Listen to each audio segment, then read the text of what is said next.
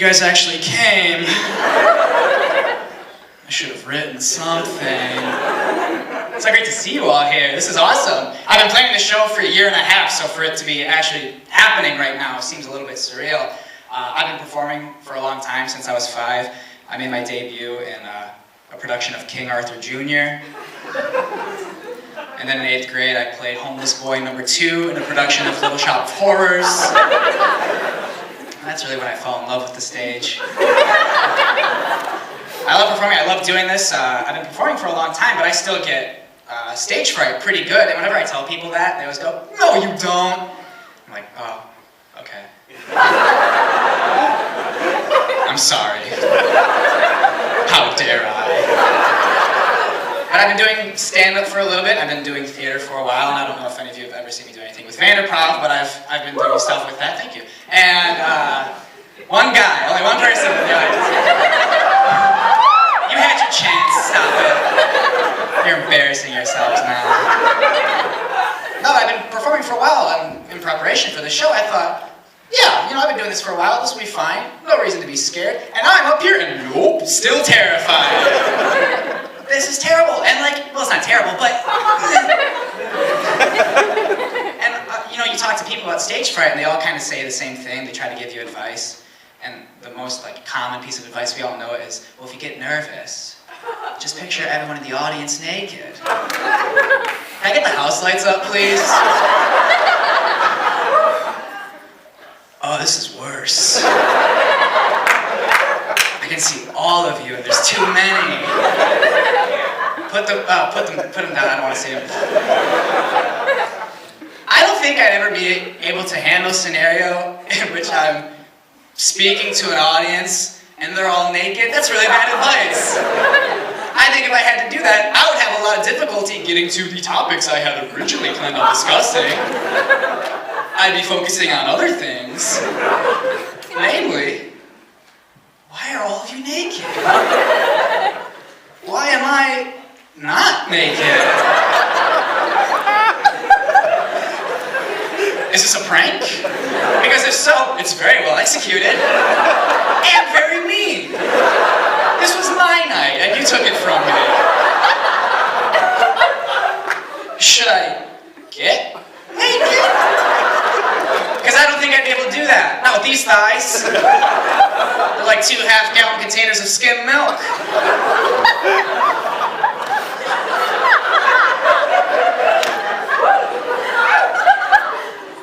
I'm really never all that comfortable in the nude. There's really only 2 scenarios in which, I feel fine. The first one's when I'm bathing, and the other one's when I'm fighting.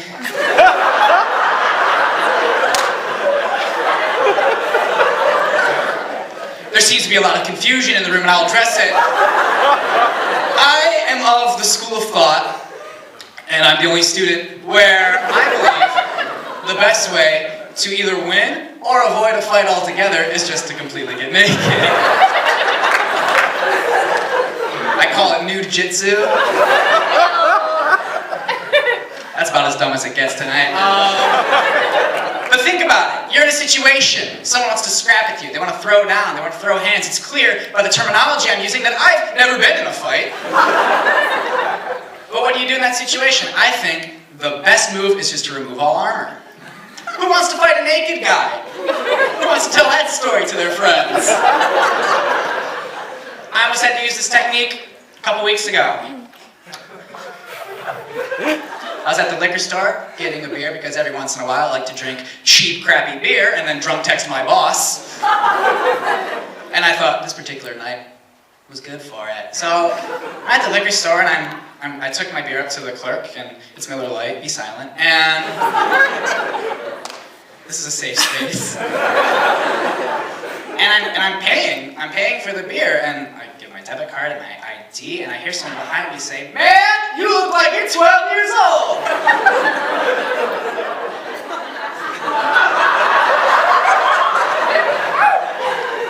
Which, you know what? Fair. I do a little bit, but that doesn't mean that I need you to point it out to me in public. I was pretty offended. I was upset. So I started, undoing my belt. I began the process to remove my pants. And I turned to face my attacker, and I looked at him, and I saw that he had a teardrop tattoo. And it was filled. So I looked at him, and quickly changed my mind, and I said, "Ha ha ha! Yes I do! Have a great evening, sir!" And I got out of there.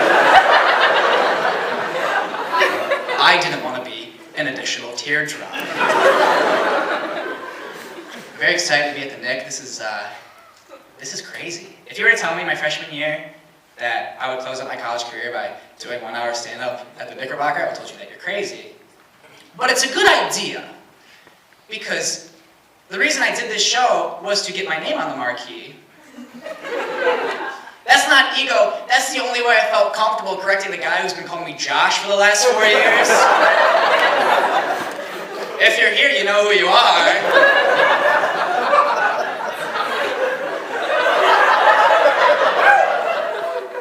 Are you here? Alright, well, what was the point of this whole thing? I think this says a lot about my character. I have such a deep fear of conflict that I don't want to tell someone that they're calling me by the wrong name because I don't want to offend them. So I thought, oh, what's a good way to fix this? I know. I will spend 1.5 years writing an hour of stand-up comedy. I'll convince him to let me do it at the Knickerbocker, and then I'll put a bunch of posters with my name and face all over campus, with the hopes that at some point he looks up from his phone long enough to see the poster and go, oh. I play the long game. The long con. This is my senior project. I'm graduating college in a couple of weeks, which is fine. It's fine. It's an accomplishment.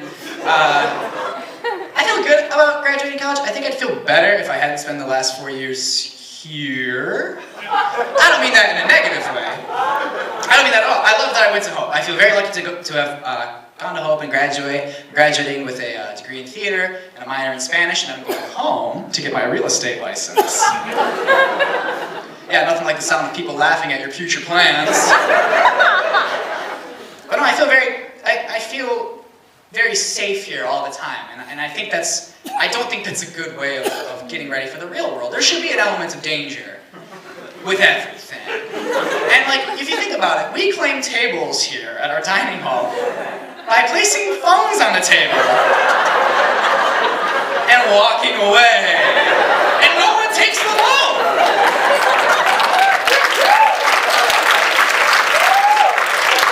I tried to get my favorite table at Phelps, but it was already claimed by a bunch of Vera Bradley clutches. There's an honor system here. What kind of perfect utopia are we living in? And now I'm about to graduate college, and I'm thinking about moving to cities like Chicago or Los Angeles, and I'm gonna die. They're gonna kill me. Are you all familiar with the movie The Lion King? It's a Disney. Okay, do you guys remember that movie where Simba's in the Light Kingdom and he's just thriving, he's killing it, so he can't wait to be king. Zazu's like, oh, I don't think so. And they're like, go away, Zazu. And things are going great for Simba. And then he goes into the shadow territory, where those hyenas live, and everything kind of goes buck wild for Simba. That's gonna be neat. Bambi was doing pretty good in the forest. Let's throw Bambi in the ocean, see how that baby deer swim. Probably not too good. I am excited to graduate college and get a big boy job. And I think those start coming once I stop calling them big boy jobs. There's a lot of options. I could really do whatever. I don't think I'd want to be a professor, though. I don't understand how anybody would want to do that. How do you graduate college and think, yes, more of this until I die? Who's got to be dumb enough to do that? By the way, I want to take this time to thank all my professors for helping me along the way. You guys have been great. I'm not talking about you. It's the ones who didn't come that I'm talking about.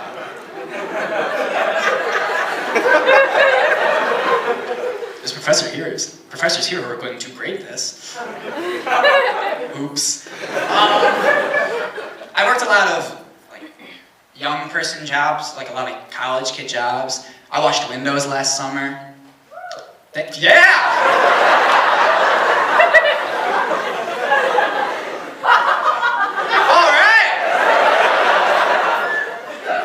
I washed the windows last summer, which was cool, because I essentially got paid $10 an hour to accidentally break people's things in their home. I broke a lot of stuff. While washing windows, I broke pottery, family pictures, windows. Wasn't great. I worked at an arcade, which was fun. It was fun. I liked working at the arcade. I liked working there, but I would rather a business model where I can make more money without having to talk one-on-one with someone. I think that would be my niche. That would be a good place for me.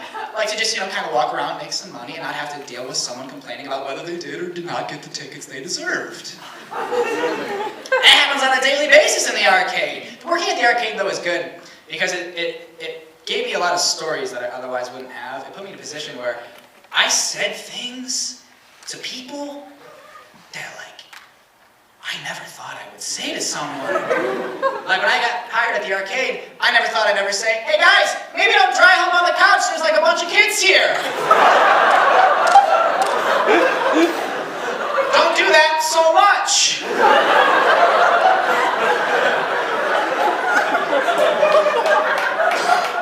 When I first got hired at the arcade, I never thought I'd have to say, "Sir, you just spilled beer on your baby." That is something I said to a father. Just someone who is responsible for the life of a child. And I say that, and he looks at me and he goes, "Oh, I think she's hungry." She's not! She's drinking Bud Light Lime! She's miserable, like the rest of us when we drink Bud Light Lime. Working at the arcade, though, is sometimes, it can be good for your self-esteem. Hold on, stay with me. Because, I'll tell you, it's good because the games are designed to make you want to play them. And they do that by positive affirmation. So when you walk around an arcade for 8 hours, you walk by a game and you hear a game say, "Hey, you look like a winner."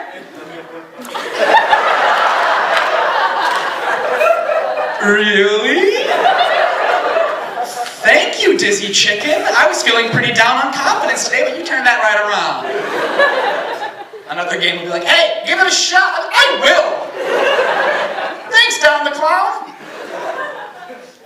But sometimes there are games, there's one game in particular that literally says, "I'm going to kill you." So I avoid that area of the arcade. Whenever there's a problem, I don't show up. Working at an arcade or washing windows kind of pale in comparison to another job I had. Have you ever been to a birthday party or a restaurant and all of a sudden a life-size cartoon character will walk in and you'll see him and you'll think, "I'd hate to be whoever's in that costume." Well, you're right to think that. And I'll tell you why. My mom's friend, her name is Renee, she's a school teacher, but for a long time she did what we call character parties on the side to make some extra cash. And she would take cartoon characters, the beloved cartoon characters of America, into birthday parties or high-quality establishments. And she would need someone to wear the costume. Who do you think that was? I'll give you a hint. He's talking into a microphone right now. I've had to be SpongeBob. I've had to be Scooby-Doo. I was almost Bob the Builder, but I made my little brother do it instead. Because that's where I draw the line, apparently.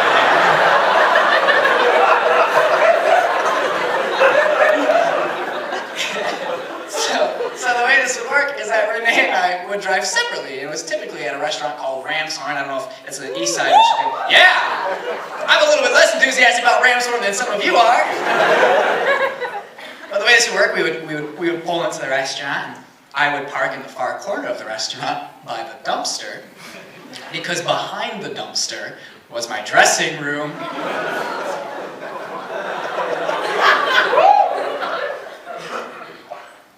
And it made sense. I mean, we didn't want the kids to see me as they walked in, because if the kids looked and saw a frowning 17-year-old boy wearing half an Elmo onesie, it would really ruin the illusion for them, wouldn't it? So I'd get dressed behind the dumpster, but I still had to wait a little bit to make sure that all the children went into the restaurant, because we didn't want to spoil my big entrance. And so I have to stand behind the dumpster in a full Elmo costume and just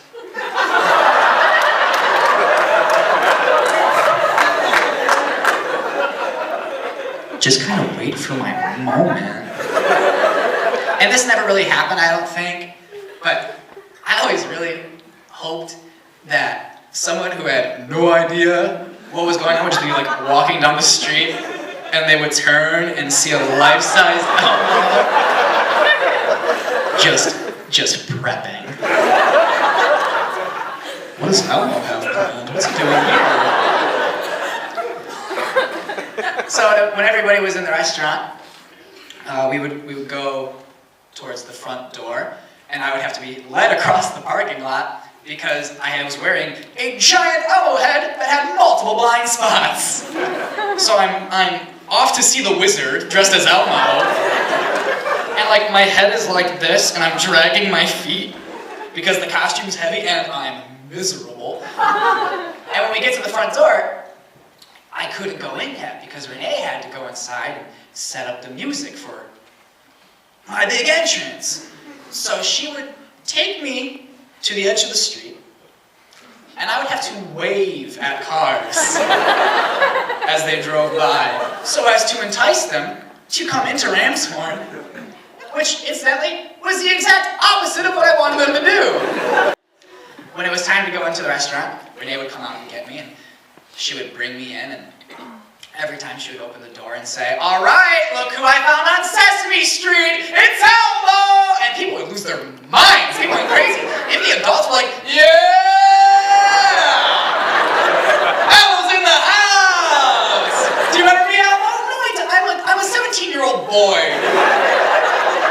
"What are you doing right now?" People would buy into the illusion that this was actually Elmo, who was mute all of a sudden, like he couldn't talk anymore. So I would go table to table to greet my fans. And parents would come up to me and say, "Elmo, will you hold my baby?" I only have 3 fingers on each hand.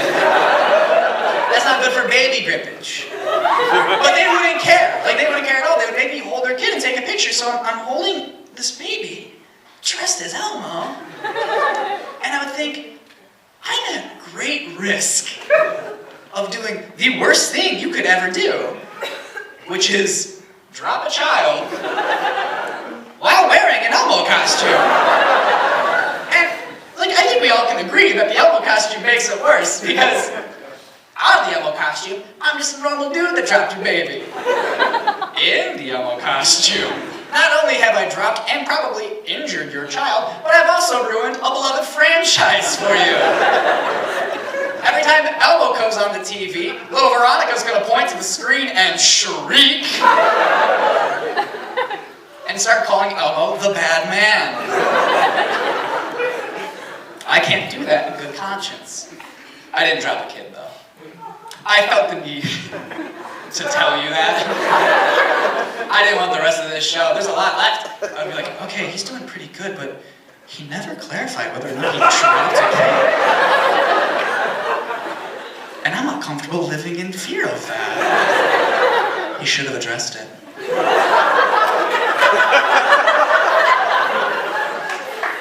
So I did. So after we go table to table, that'd take about an hour, because children are long-winded when they don't talk to Elmo. And it was time for my break, because it'd be July, I'm wearing a fur onesie, and it gets really warm. So they would take me to the kitchen of the Ramshorn, escort me to the freezer, open the door, kind of nudge me in a little bit, and say, "All right, You got 10 minutes.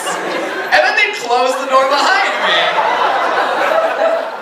You do a lot of rethinking about where you are in life. When you are standing, half-dressed in an Elmo onesie, in the freezer of a ram's horn. And like, there's not a lot of room for activity while this is going on, so there's not much to do other than just kind of look around the freezer. And one time I saw on a shelf just one lonely unpackaged strip of bacon. And out loud I said to myself, well, I certainly hope they don't use that one. And I never found out if they did. After my break, it would be time for the games and dancing portion of my performance. And we do the same songs every time. So now I know every word to the Cupid Shuffle and every word to the Cha-Cha Slide. Not very, lyrically difficult songs, but I know them, and just as a fun social experiment, I want to try something. Everybody clap your hands! It is amazing the power someone wields while holding a microphone. I made you do that! Oh boy. So we'd be dancing, and during this time, kids would come up to me and try to talk to me. And I'm just trying to dance and get this over with. And here's the thing, I'm not good at dancing to begin with. I'm really just kind of a step toucher. This is home base for me. Any arm movement and I start to look like a starfish having a seizure, and that's not something you want to look like. So I'm doing my step touches, and it's going well. You have to be careful in these costumes, though, because you really can't see anybody. It's worse when you're Scooby-Doo, which is an actual sentence you just heard. It's worse being Scooby-Doo because the costume wasn't made to facilitate the dance. The way the head works, it was a big head, so my head would be in the neck of Scooby-Doo, which was very top-heavy. So I'm like this. In order to make Scooby-Doo look like this, I have to stand like this. So I'm doing some step touches.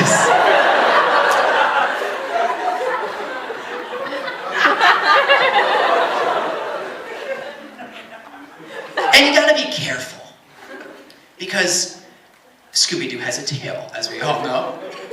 And as a human, I'm not used to having a tail. So you gotta be real careful, and you don't wanna be deliberate with your movement, because one false move and you clothesline a defenseless 5-year-old, which is almost like dropping a baby wearing an Elmo costume. So while we were dancing, kids would come up to me, and they would try talking to me. They talked to me about politics, but the main topic of conversation was a toy called Tickle Me Elmo. Yeah. You're all familiar with the toy. When kids see a life-sized Elmo, they think, oh, I'm gonna tickle him.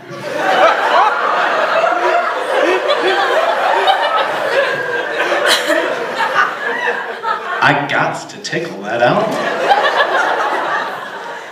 And the problem with that is, kids do not know how to tickle. Kids tickle you by just...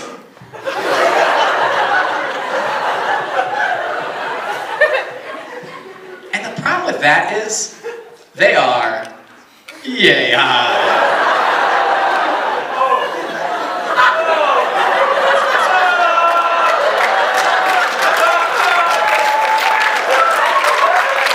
They are yay high.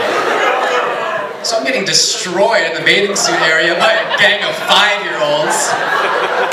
And I'm recoiling because I'm in pain and I want them to stop. And one time, while that's happening, it happened on multiple occasions, and one time I heard one parent turn to the other and say, Elmo's a guy.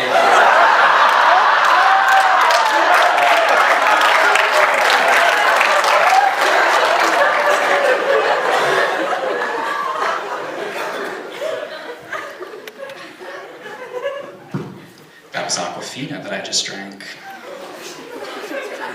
Tonight's show is sponsored by Aquafina. My parents are here tonight.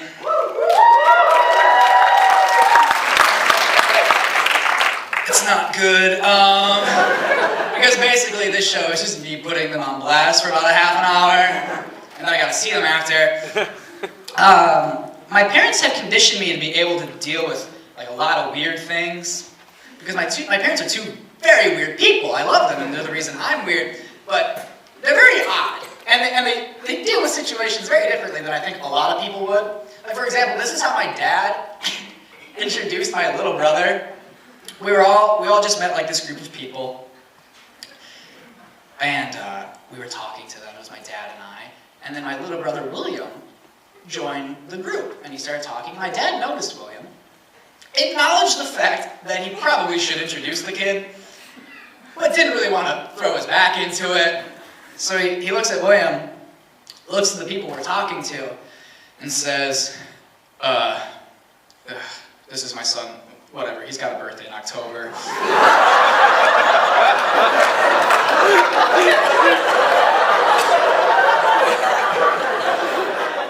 We were at a funeral,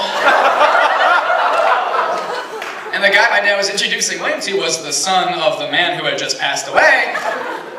When my dad found out that my little brother hadn't seen Mary Poppins, which, let me clarify, that sounds like my little brother had been living a double life, where he led us all to believe that he had seen Mary Poppins. And then one day around the dinner table, like maybe my entire family was just talking about how much we love Mary Poppins. We were just like, ha, Dick Van Dyke. And finally William, after years of keeping up this ruse, just thought, I haven't seen it! I wish that's what it was, but it was more like, I've never seen Mary Poppins. That's not as funny. So when my little brother said that, my dad was walking, and he heard William say, I've never seen Mary Poppins, and my dad stopped.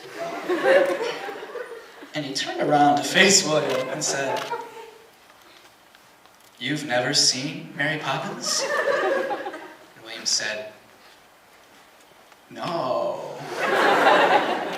And my dad looked at the ground and just kind of like started shuffling his feet. And he said, That's why this generation's so screwed up. And then he kind of walked away like a sad cowboy. And I thought, no, that's not why this generation's screwed up. A lot of why we're screwed up has a lot to do with all the participation ribbons you threw in our direction. Yeah. The rest of you joined in, sadly. But like the other thing, Mary Poppins is a great movie, don't get me wrong. Julie Andrews is transcendent in that film, but not enough to like make you avoid a life of crime. I don't have any hard data on this, but I think plenty of criminals have seen Mary Poppins. I would get hurt a lot when I was a kid. Like, I've broken a couple bones, I've had to get stitches a couple times, and whenever that would happen, my dad would take me to the hospital to get taken care of. And every time we were in the waiting room, without fail, we would always hear a kid getting worked on by a doctor just screaming as if they are amputating something. And we'd be sitting there, and I'm already pretty distraught because I know what my future looks like.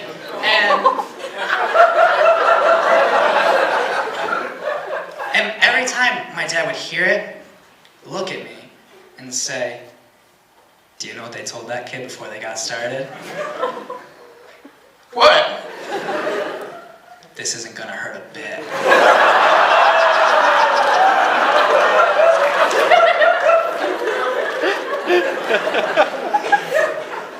Pretty mean. My mom is pretty diabolical too. She does it in her own way. When I was real young, me and my older brother, we were real little. We were sitting in the back seat of my mom's car, and she was driving. And Charles and I were fighting over a squirt gun. And we both really wanted it, and we were fighting over it, and the fight got rowdier and rowdier. We started getting physical, so I got naked.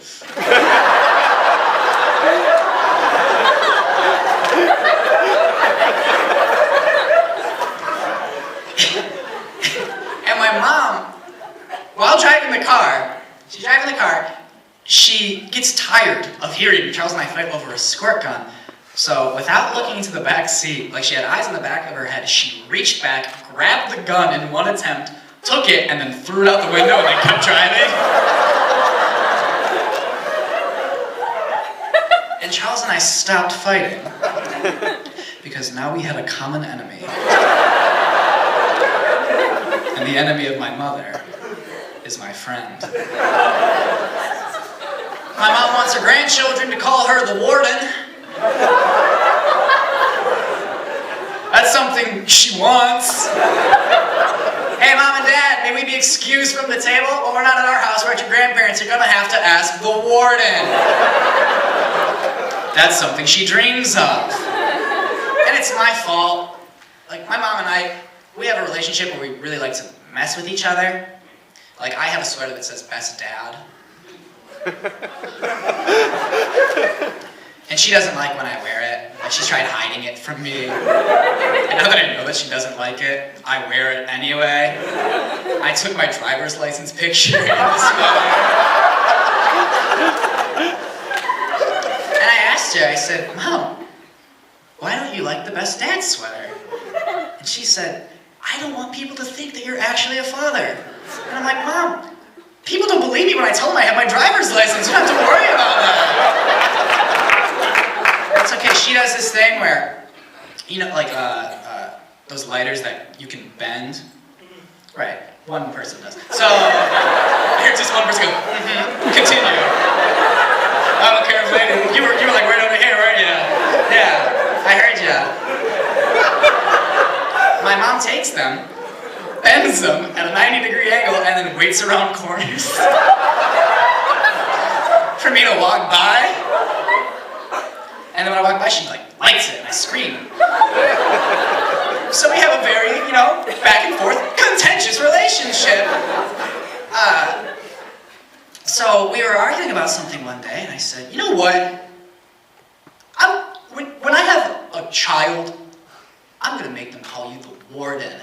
And I was hoping that would, like, get her. She looked at me as if I had just said, regardless if it's male or female, I'm naming my first baby after you. She went, I would love that! And now that's in my future. This one's bad, but it's not on me, it's on her. My mom wants, for years, my mom has talked about how she wants her tombstone to say, I'm with stupid, and have an arrow pointing to my dad's side, which is dark, and not fair to me, because I'm the dude who's gonna have to take care of that, and I'm gonna be at the place where they etch the tombstones, and the person's gonna say, first of all, so sorry for your loss. Yeah, thank you, I appreciate that. No rush. What would you like on the tombstone?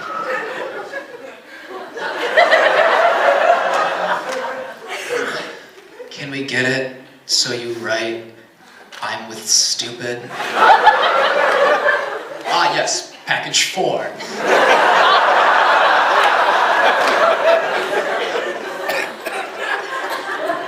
The dynamic between my parents and I has changed since I became legal to drink. That was not a great sentence. But since I turned 21, the dynamic between my parents and I have changed because now my parents want me to drink with them. And that's never something that's gone well for me. The first time I drank with my parents was at my brother's wedding. And that was the night I accidentally kissed another man's girlfriend.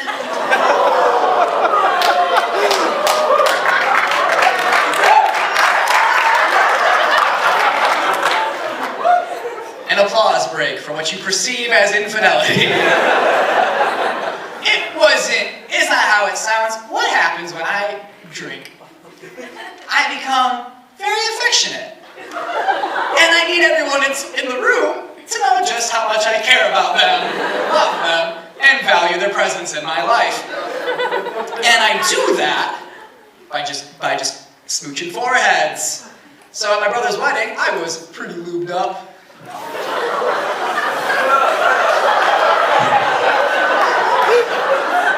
You best believe I chose those words very carefully.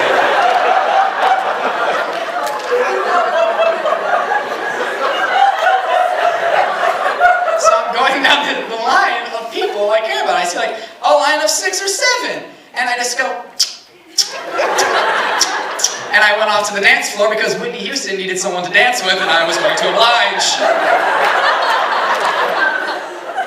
So I'm on the dance floor, like, doing my step touches. Really feeling it. I'm a little bit drunk, so the arms are moving a tad. And my brother's brother-in-law, Brent, comes up to me, looks at me, grabs me by the face, and just kisses me on the mouth. And I go, Brent, why did you do that? And he said, well, I think it's only fair, seeing as how you kissed Lauren. And I said, yeah, on the forehead. And he said, no. Yeah! No. And Lauren was not far away. And I look at her and I say, Lauren? And she looks at me and goes, no. So now, whenever I open a beer in front of my dad, he looks at me and goes, you're not going to kiss another man's girlfriend, are you? Another time I drank with my parents, I went home. I hadn't been home for a while, bless you. And, so yeah. You good? Okay.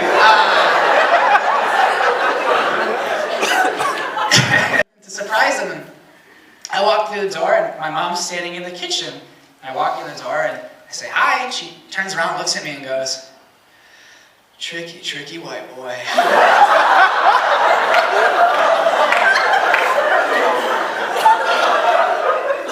So you're beginning to see a little bit of why this is like this. It's partly because when my mother's surprised, she quotes Everybody Loves Raymond. So when I got home, we went out to dinner, we went to a Mexican restaurant, and everything was fine. I hadn't even planned on drinking. I was just planning on getting lemonade and riding that sugar high until like a 9:30 bedtime. That was the dream. But dreams die. The server comes up to our table, looks at my mother and says, welcome to this restaurant.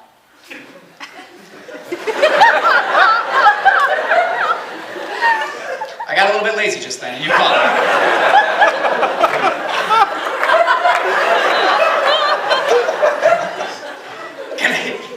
Can I start you off with something to drink? And my mom says, oh, I'll have the margarita, please. And this is fine. This is normal. Whenever we go out to a Mexican restaurant, my mom gets a margarita. This is fine. I'm not scared. The server looks at my dad and says, how about for you, sir? My dad says, you know what? I will also get a margarita, please. Now,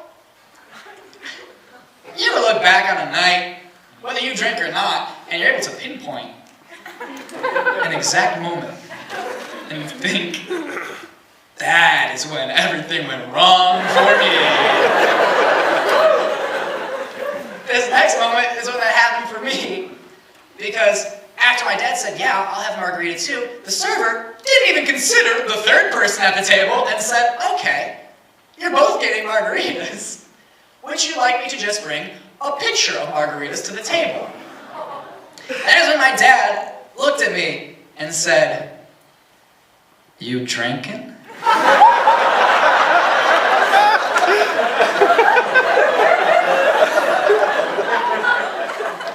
I don't see anybody's girlfriend around. I think you might be in the clear. And that's when I had 4.5 margaritas. Now, a lot.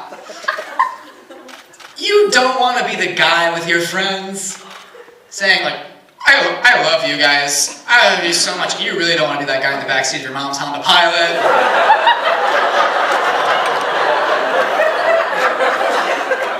Mom, Dad, I love you. You guys gave me life. You gave me life. I aspire to have a love like yours.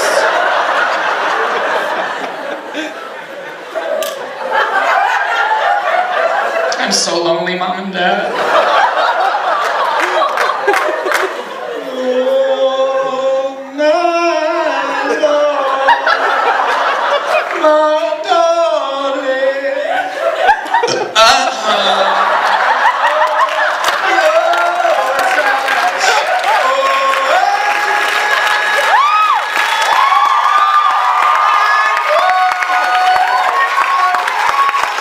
Tell me about how I was conceived. I'm ready.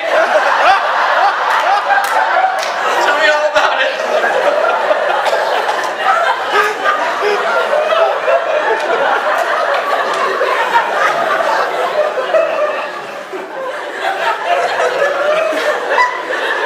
There's really no good way to break out of that bit. I like going out to eat with my parents. It's fun. It's nice. Particularly because I remember what an actual meal tastes like. Because you all know, like, if you're a college student, you know that at a certain point, food is fuel. To get you to the next thing that you don't want to do. But when you're with your parents, and they pay, you get to eat really whatever you want. So whenever the server comes up to my table and says, "What will you have?" I say, "All of it." I don't quite understand. Whatever you have back there, in that kitchen, I want you to rally your boys and make them cook it as fast as humanly possible. But when I'm paying for myself, for example, I was at B-Dubs last week, because you know how sometimes you want to make yourself sick on purpose. I was at B-Dubs and the server came up to the table and said, "What would you like to have?" And I said, "Okay, I will take 3 boneless, no sauce." "Okay, would you like ranch or blue cheese?" "Ranch," but like, don't go to the trouble to like pour yourself a new ranch. You want to walk around, see if anybody's done with theirs. I'll take it. I have no standards. Actually, what's that guy have? "Oh, that's the sampler." "Oh, I'll have what he's having." "All right, we'll get that started for you." No. I literally mean that when that man is done with his food, I want you to take the basket and bring it to me. And I don't care if it's just like a bunch of salt and pepper grains with a damp pickle. I will eat it. I will. Also, I can only tip you in nickels. I like eating with my parents. It's fun. They've been married for going on 27 years now. And they met in jury duty. They did. That's actually absolutely true. And my dad tried to get out of going to jury duty. And he did that. My grandma, she ran the bank in my hometown. And my dad tells me she died when I was really young, but my dad tells me that when my grandma was angry, she would get taller. Like she would grow, kind of like Elastigirl. So my grandmother was a very intimidating presence in my hometown, and she was friends with like a lot of judges or lawyers. So my dad, when he found out that he had to go to jury duty, tried to get out of it by visiting one of the judges that my grandma was friends with. And when that happened, the judge said, "If your mother knew that you were here, she would be so upset with you. You're going." So my dad, while walking out of his office to go to the courthouse, turns around and says, "If I'm going to go to this thing, I'd better meet a woman." Careful what you wish for, Dave. Because he did meet a woman, and it was Colleen Offenbacher, who is now my mother today, and she's in this room listening to me talk about this. So they're in the waiting room, waiting, and you know how those work. And my dad walks in, and he sees my mom sitting alone, completely alone, in just a row of chairs, like 10 empty chairs to her right, 10 empty chairs to her left. I was never given a hard chair count, so I'm just guessing. But you get it. So my dad sees my mom sitting alone, and he gives her perhaps the best pickup line I've ever heard in my life. He approaches my mother, gestures to the empty seat next to her, and says, "Is this seat taken?" To which my mother responded,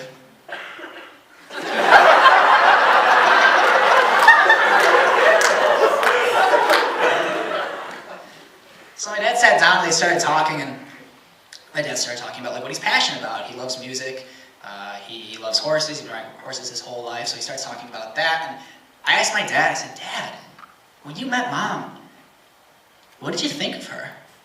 And he said, "I was really excited about your mom, Sean. I was very excited about her. I couldn't wait to see her again."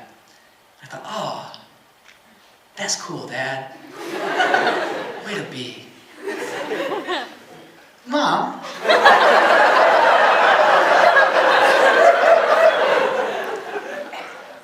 What did you think of Dad when you met him? And my mom turned to me, and I'll never forget it. She said, "I thought he was such an arrogant ass." And I said, "Well, what do you think of him now?" And she said, "He is such an arrogant ass." And you know what? He is such an arrogant ass. But I love him. I love you, Dad. My parents are a good example of why it's kind of silly to come up with like this like romanticized idea of like the perfect person for you. Like my parents, it just kind of happened for my parents, and I think that's really cool. And like people our age, people our collective age in this audience, people my age will post on social media like these gigantic laundry lists of what they want in a partner. Or that you'll see something like someone will post a picture and like the person taking the picture will have like their hand out, and then like the person that's completely in frame is like leading them somewhere, like a forest, and there'll be like a caption that says something like, relationship goals, with like the stupid heart eye emoji. And that doesn't sound fun for me, because if someone I don't know all that well is leading me into a forest, like, what do you have planned? Why are we going here? I saw a lovely cafe, which was in plain sight of everybody around. Do you know what lives in forest? Things that want to hurt me, like bears or centaurs. They're real, and I don't want to be carried away by a horse person. That didn't work out so well for Professor Umbridge, did it?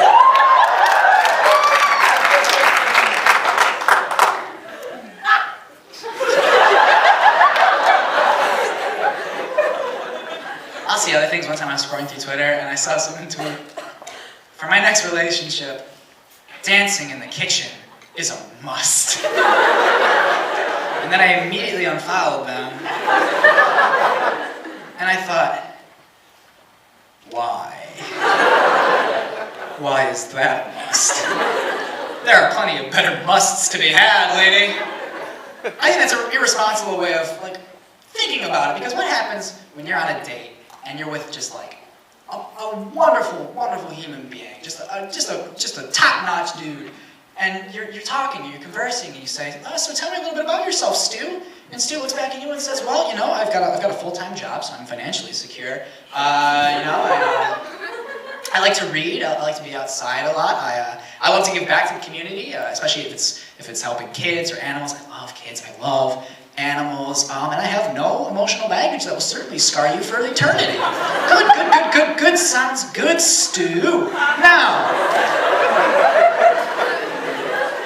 allow me this moment to ask you an additional question. Dancing in the kitchen. How do you feel about that, Stu?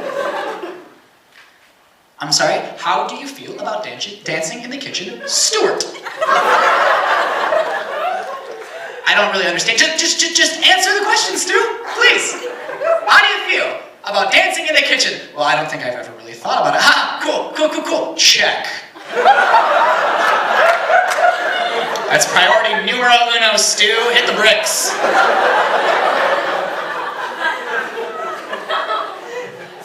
I've been thinking about how much I've grown in the last 4 years. Not in height, but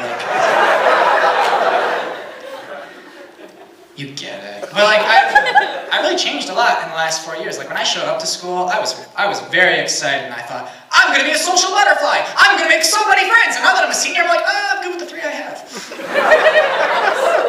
I was also very excited about academics, and I never skipped class. One time I knew that I was gonna be late to class, and I called my professor to tell him, and they didn't answer, so I left a message. And now that it's my senior year, I wake up with the same hope every morning, and that is that all my professors got together to send me an email that's basically saying, hey, you know what? Not today, kid. We're just as unprepared as you. Let's go get pizza. But that hasn't happened yet. College has been fun. It's been nice. At times it's been frustrating, but that's normal. But sometimes it's just it's frustrating in an unnecessary way. I went to the bookstore to sell back a book that I had bought. I said I would like to make money off of this. And they didn't accept the book because they said it was outdated. And I bought the book for them 4 months earlier than that. What happened to that information in that book? Did I learn anything at all? I spent a whole semester not reading it. It was an astrology class. Astronomy.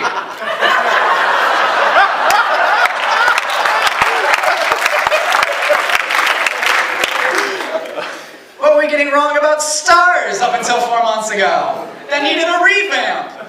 What was it about NGC 6543 that was just not accurate enough? But a lot of weird, frustrating moments. I was in class the other day, and I sit next to this guy who's really big and really quiet. And if you're big and quiet, that scares me. Because I'm little. And if you're big, I don't trust you. You might throw me or something. So we never really spoke.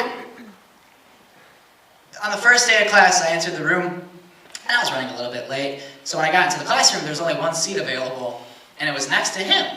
So I approached him really nice. I was like, hey man, do you mind if I sit next to you? And he didn't even look up. He just said, I don't care. So we did not speak again after that. Until a little bit later in the semester, when we were sitting in class during a lecture, and I'm taking notes, and I hear next to me him say, hey, do you know how to read sheet music? Nah, dog, no. And he took sheet music out of his backpack to be played on piano, and he said, I have to learn to play this for a judge on the next court date.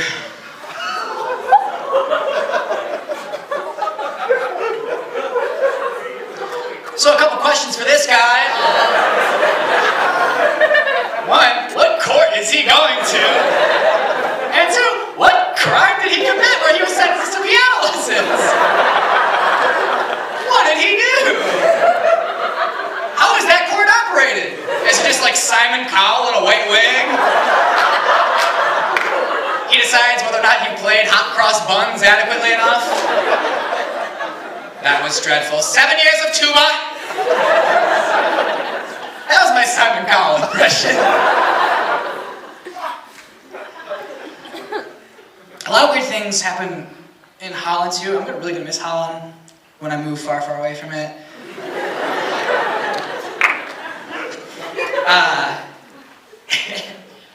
Holland is a nice place. There's a lot to enjoy about Holland. The people, the stores, the random statue of Benjamin Franklin on river. Are you familiar with the statue? No idea why it's there.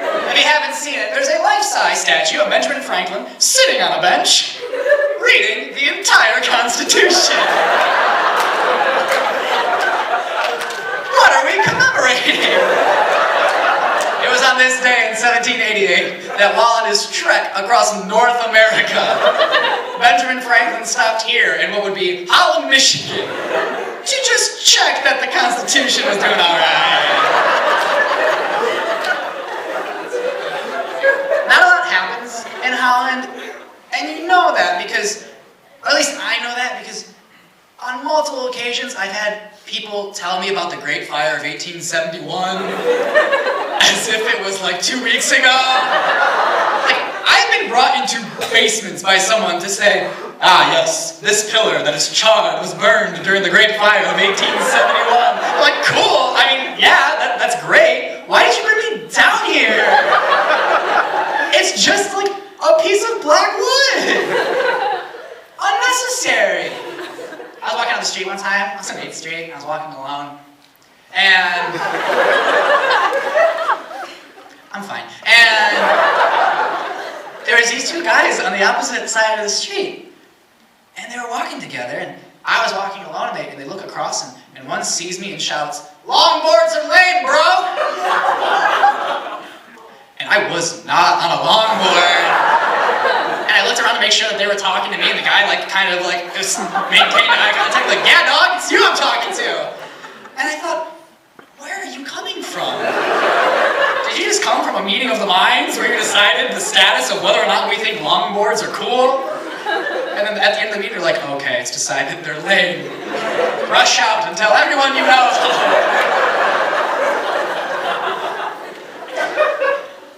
Another time I was walking out of Chipotle. This show also sponsored by Chipotle. And I was walking out with a bag of food, and I was in a pretty good mood. I'm not gonna finish that rhyme.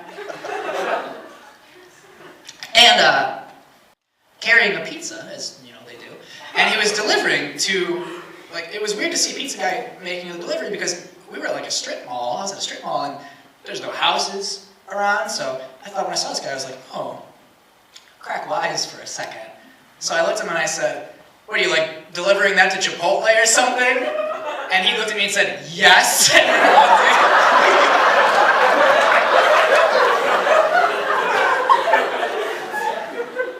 I'm willing to admit I was the weird one in this story, but the weirdest one in this story is Chipotle. What are you doing, Chipotle? You don't need to order a pizza. You've got so many ingredients for those good burritos.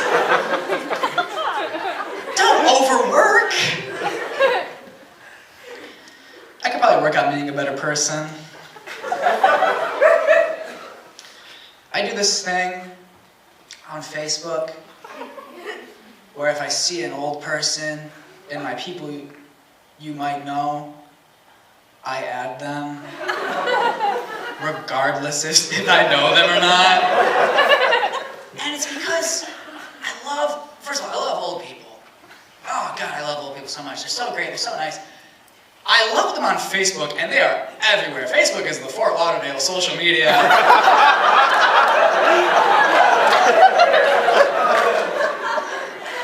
Everywhere you look, there's an old person. So I like to add, and when you scope out old people as much as I do on Facebook, you begin to notice some patterns that they like to do. A lot of them really like to post inspirational pictures with quotes on top of them, and more often than not, the quote has nothing to do with what the picture is of. It could be a picture of a little boy and his dog sitting on a dock looking out over a beautiful vista of a lake, and over it there'll be something that says, "Everything happens for a reason. Don't question it. Just trust it." I don't understand what I'm questioning. Deborah, that boy and his dog are on the dock again. Why? Don't question it, Ralph. Trust it, Ralph. One of my favorite things that they do is that sometimes they'll treat comments like Christmas cards. Someone will post a picture of them and their girlfriend, and sure enough there'll be a comment that says, love this picture of you and Annabelle. It's been so long since I've been able to see you. Please come on down and visit us in the bayou. We'll be so excited to have you. We'll cook you up something real nice. Ed and Larry are doing pretty good. You know, they started up golf this week, and they're really excited about that. Wanda down the street is just, same old Wanda. You know what that's like. We are so excited to see you this Christmas. Love, Uncle Ed, Aunt Jenny, Wanda, Bill, James, Steamy the dog, and Frank. You know what you're commenting on, right? It's crazy. I really like sometimes when an elderly person will gossip to me about Facebook. They'll come up to me and say something like, I am not commenting on anything she posts. I will not say anything to her. I won't like anything. I won't comment. I won't even look at her page. She posted a new profile picture. I didn't like it. I posted a picture of a wiener dog and she reacted with the angry face. We are not on speaking terms. I'm like, okay. That's silly. I really could probably work on being a better person. I eat like a garbage human. I eat like Guy Fieri, but not in a justifiable way. Like when Guy Fieri wolfs down a deep-fried burger, he at least has cameras in front of him because he wants the people of Flavortown to see. When I stir ranch dressing and hot sauce with a French fry, that's just for me. And that's terrible. That's not good behavior. And when I finish eating, I always take a napkin and put it over the plate so as to lay it to rest, I guess. Because I don't want anybody to see what I just did. I can't wait too much. I can't wait too much about what people think. When I'm alone in the bathroom and I'm in a stall and someone comes in, I have to wait for them to leave before I can get out of there because I don't want them to see my face. It is okay though when it's like a crowded bathroom. I just walk on out of there because the crime cannot be traced back to me. And I heard about this thing recently. Are you familiar with this thing called mansplaining? Yeah, are you familiar with it? Do you know what it is? Okay, well basically what it is that mansplaining is when you use more words than what is necessary to describe something to someone that pretty much already knows more about it than you do, or just as much. And I have such a problem with mansplaining, which is to say I do it always. I'm always doing it. I once mansplained sand to someone. We were just on a beach with a dear friend. I was on a beach with a dear friend of mine and she was like, oh, sand is so cool because it's just a bunch of broken up rocks. And I burst in and I was like, actually, sand is mostly broken down quartz.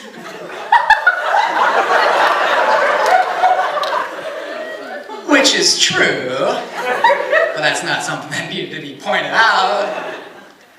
It's bad. And when I said that, I was like, oh, that was my first mansplain. And my friend looked at me and said, no, it wasn't. Flava Flav kissed my mother on the ear. I don't know why I directed that to just you, but... Are you all familiar with Flava Flav? For those of you who aren't, let me try to jog your memory. He was the hype man for the rap group Public Enemy. Perhaps you're familiar with his reality TV career. He got his start on VH1's The Surreal Life. No? Okay. Then he starred in a series called Strange Love, a show that followed him and his girlfriend Brigitte Nielsen, who was the scary blonde woman in the Rocky movies. Not familiar with that? Okay. Perhaps you're familiar with his work on Flavor of Love? Okay, if you're not, maybe you're familiar with his work on Flavor of Love 2? And I'm still losing out. You're definitely familiar with his work on Flavor of Love 3 because they gave him 3 of those shows. And we met Flava Flav, my family and I. It was great. He had opened a restaurant near my hometown. And it was a chicken and ribs joint, cleverly titled Flava Flav's Chicken and Ribs. And when I saw that this restaurant had opened, I turned to my mother and said, "Mom, I don't ask for much. I need to go and meet this man." My mom looked at me and said, "Get in the car, I'll get your brother." So, we drove to Flava Flav's Chicken and Ribs, and when we got there, there was a line all the way out the door. And I said something that I never thought I'd ever say in my lifetime, which was, "Oh man, I don't think we're going to be able to meet Flava Flav tonight." But I spoke too soon, because we got in pretty quickly, and when we walked into the restaurant, there he was. And if you're familiar with Flava Flav, you know that he likes to shout, "Yeah, boy!" when excited. Or sometimes when he's just having difficulty expressing himself, he shouts his own name, "Flava Flav!" Kind of like a Pokemon. So he walked in, and there Flav is, dressed in his traditional horned helmet and giant clock. And we walk in and he sees us and he goes, "Hey! How you guys doing? It's so great to see you." And he came and he all gave us hugs. And I thought, "I'm doing good, Flav. May I call you Flav? Have we met before?" He greeted us as if like he was in the room the day we were born. He spoke to me as if we were old war pals. So we go and get the food, and I'll tell you one thing. The man knows how to make chicken and ribs. I'm pretty bummed that the restaurant closed 4 months later because he never paid his bills. But I had that one meal, and that's all I needed. And when we finished eating, my mom, my brother, and I decided that we probably should say goodbye based on how that first interaction went. We'd feel kind of guilty just like sneaking out. So we went up to him and said, "Hey, we're leaving." And he was like, "Thank you all so much for coming. I mean, it was so great for you guys to come. I hope you enjoyed it. I hope you enjoyed the food. It's been so nice to see you. Thank you so much." And he came and he gave my little brother William an eyes closed hug. He gave me an eyes closed hug. And then he approached my mother and gave her an eyes closed hug. And when he started pulling out of the hug, he locked in on her ear.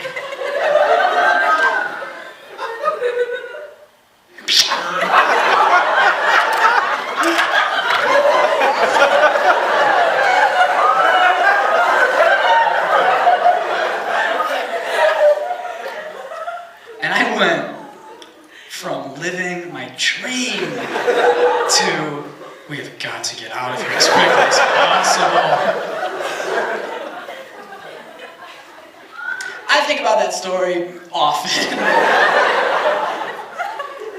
I was driving the other day, and I passed this building that was both a law office and deli. It's absolutely true. It's one building, two businesses. Both businesses are run by the same guy, which fascinates me because that's got to be fun, but also challenging because you don't want to be in a meeting and like mix up your clients.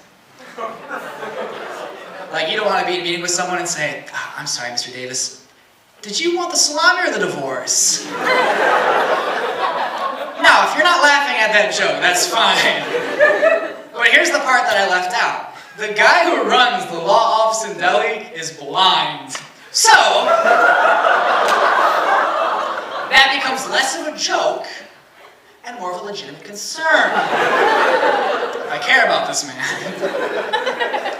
I would have a hard time getting legal counsel from a man who runs the law office in Delhi, especially because there's a sign out front that says beef nuggets, $6.99.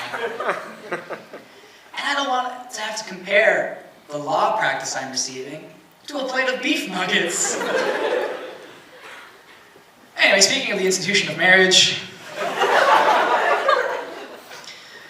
I found out the other day that the girl that I took to homecoming my junior year of high school, she is now married.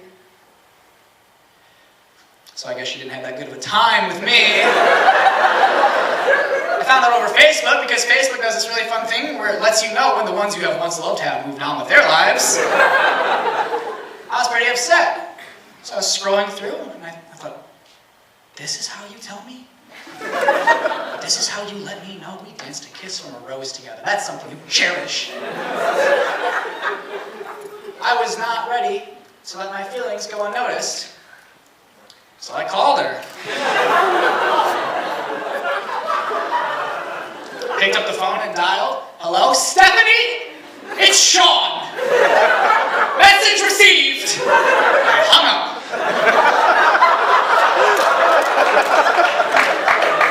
So she knows I mean business. She'll be back. I'm in this weird phase of my life where people I know, like people I grew up with, are getting married and having kids, and that's weird for me. I'm only 22 years old. I really don't see myself getting married for at least ever. You know, like it just doesn't seem like something that makes sense for me. I mean, people are getting married, and yesterday I watched the entire 4th season of House of Cards and ate 2 full bags of salt and vinegar chips. You cannot do that when you are married.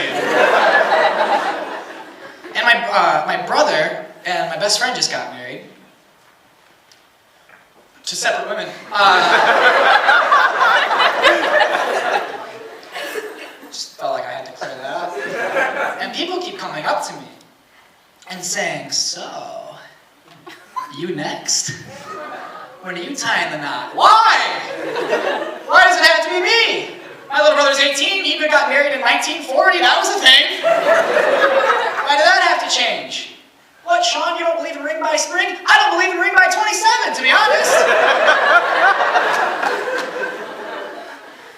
I should probably be careful, my girlfriend's here tonight.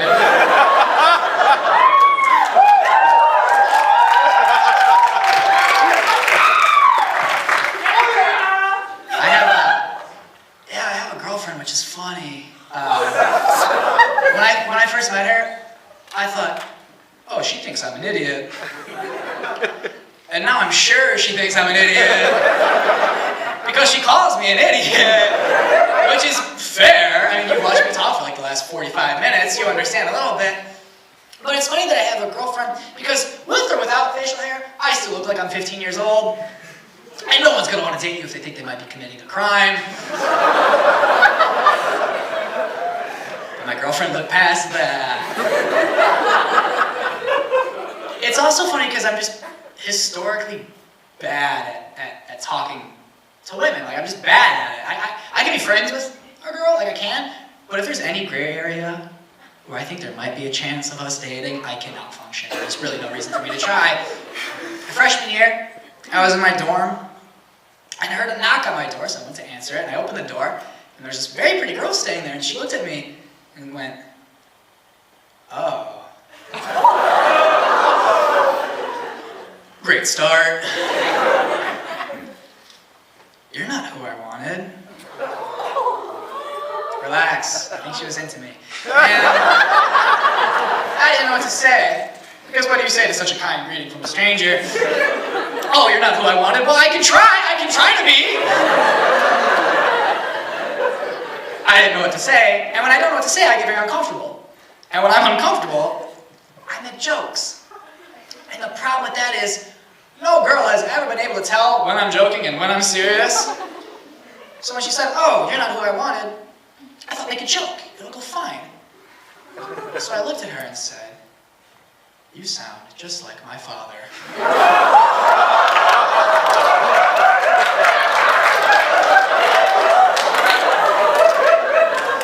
She didn't laugh at all. She just looked at me, was like real confused, and I just was looking at the ground. And we just kind of stood there for like 10 minutes. And I didn't know what to do, so I just slowly closed the door. So I don't make that joke anymore. It gets worse. I was at Phelps. I was in the dining hall once, and I was getting places. I was getting soup, and of course I was in Phelps. So when I say soup, I mean soup. And everything was fine. I had poured myself some soup, and then I realized that I had poured too much soup. And I knew that if I walked with the soup, it would spill and burn me something fierce. But here's the thing, I wanted to pour the soup back into the pot, but there was a line of people behind me. And I didn't want to do that because how do you explain that to a group of people you don't know? Just, yes, some clam chowder. Just kidding! Ha ha ha! There's really no good way of doing that. So I thought, you know what? Just walk with the soup. It'll be fine. Just walk with the soup. So I took 2 steps. And the first step went fine. And then on the second step, I kind of like got off balance. This is how I normally walk. And soup started to pour down my arm. And the pain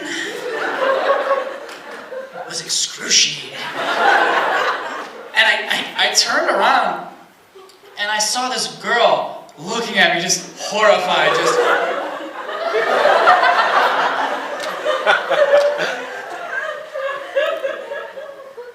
And I don't know why I felt like I had to comfort her, but I did. So I looked at her, looked at my medium rare arm, looked back at her and said, "The soup is very hot." Walked away.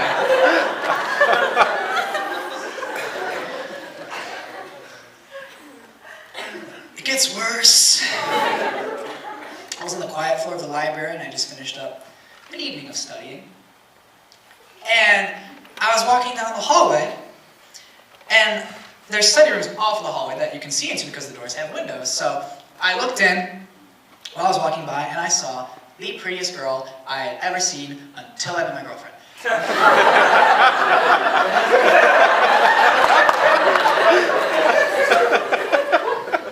And she looked up at me, saw me, and smiled. And I thought to myself, all you have to do, give her one of those half smiles you're so known for. So I started to form a smile. And the problem is, I had a cold, I had a really bad cough. So as I'm looking at her and starting to smile, I felt the need to cough. And then I thought, ooh, I'm on the quiet floor. Here's an idea. Cough with your mouth closed. So you don't make a lot of noise.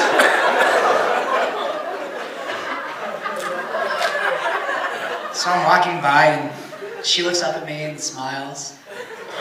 And I look back at her and go,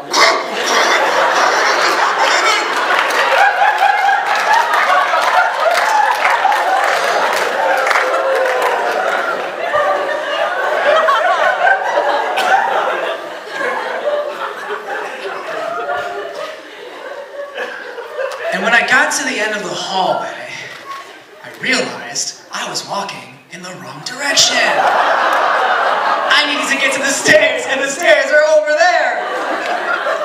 So I had to face her again, a mere moments after what I had just done.